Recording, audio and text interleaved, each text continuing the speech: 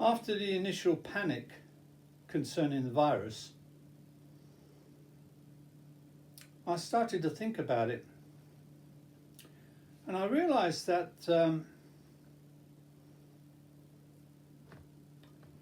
there was an overreaction to the whole thing. At the very beginning, I thought they can't shut the economy down because they would destroy it. Many companies, small companies especially, would go to the wall. Our whole way of life would be changed forever, because so many companies, such as the airlines, they wouldn't be able to withstand being locked down for so long, forever, basically.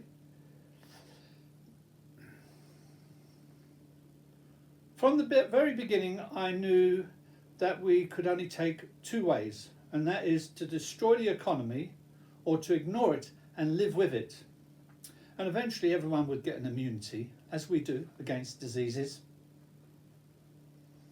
And it seemed to be only attacking the old people. Some young people die okay, but you can't shut the economy down just because a few young people die.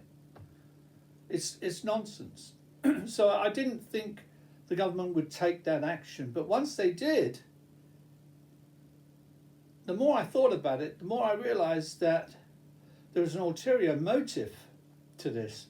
They were using this virus as an excuse to gain control. Now, at the beginning, I was telling people about this, and they said, well, what sort of control? They've already got control over us, which is true, they have. But you'll find with anything at all, whether it's good or bad, people become more and more extreme. And they want more and more of whatever they're doing. In this case, they wanted more and more control.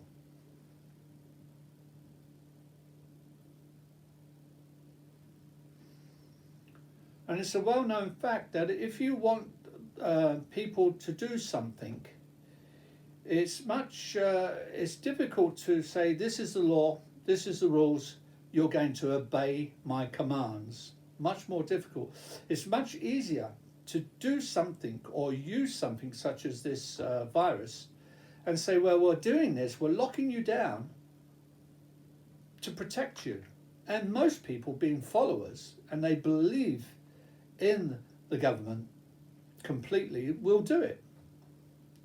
And then people like myself, who are just a few, the free thinkers, we can't hold back. We have to follow the majority, even though we know it's the wrong path, even though we know we're being led by the stupid, by the brainless. Now they're talking about making big changes, which they couldn't have done in the past, such as with the pensions. People who have government pensions, they're hoping to cut that back. And they're now talking about people having cards to show ID cards to get into a club. But that's just the beginning.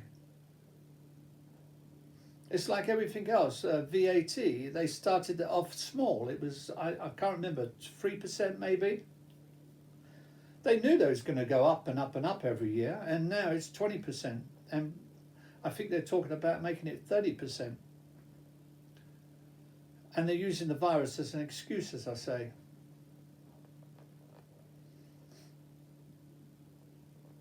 Our freedoms are being taken away, and the majority, the followers, the sheep, don't even know it.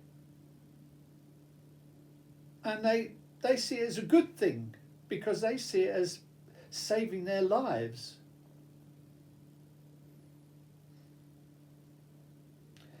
Currently I'm listening, as I have in the past many times, and I've read the book as well, 1984, George Orwell. But now, because of what's happening,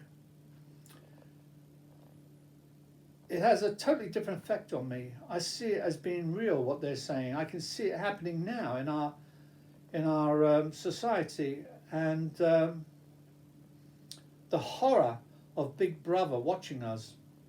They talk about some sort of screen in every person's home. There is a sort of TV screen, and they watch you through the screen, and they can listen to you. So you've got to be very careful what you say or what you think. People are scared of even what they think in case the government knows what they're thinking, and they punish them for it.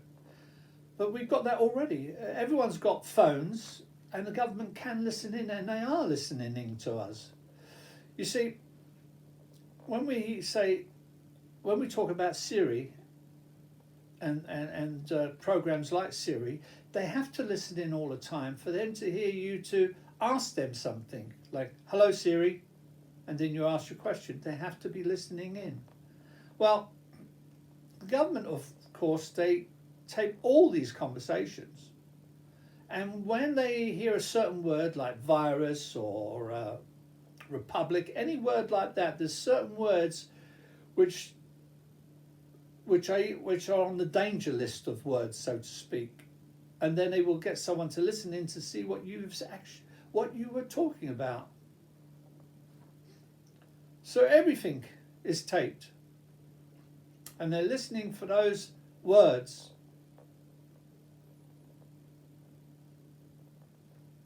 We have no freedom.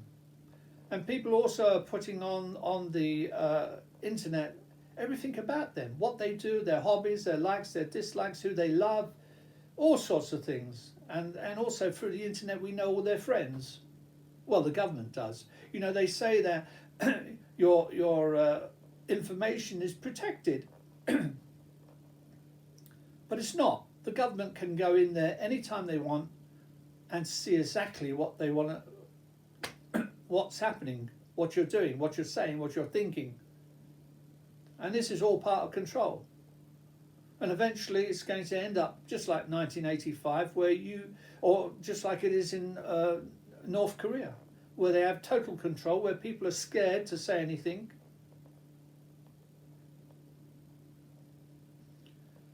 Currently, we're seeing less things on the food shelves. Some of my favourite, and I knew this would happen, of course, as our economy fell apart, and prices have gone up. Not so much at the moment. The government's managing to hold it down. They don't want to take too big a step. They don't want anyone rioting. And now they're talking about bringing out laws to stop any sort of gathering of people, whether it's good or bad. Very clever. And as far as I know, they're using also this virus, saying that it can spread quicker, so we must stop these gatherings.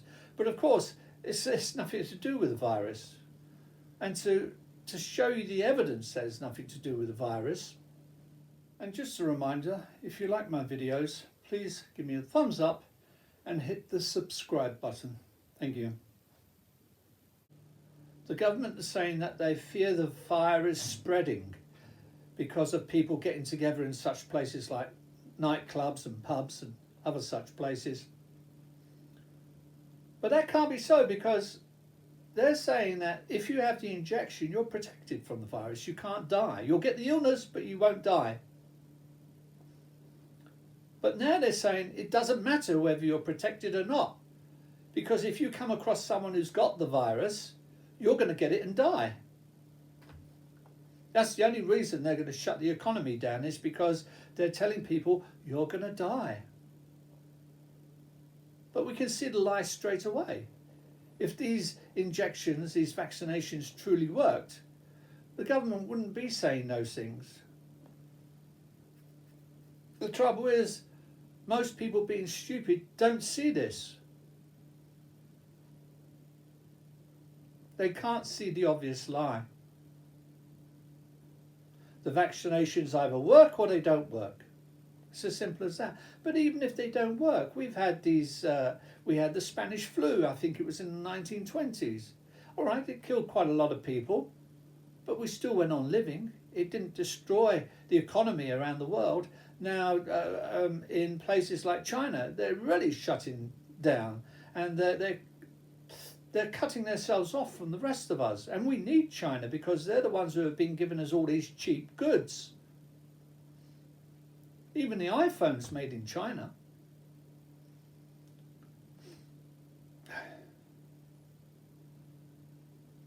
So even though I talk about the lack of freedom we're getting in the West, in England and Europe, China is much worse. How can we change it? I don't know. As long as you've got the majority who are sheep and believe everything the government say, you can't change it. You can't change anything. The government has all the power. And it was very crafty, the Prime Minister.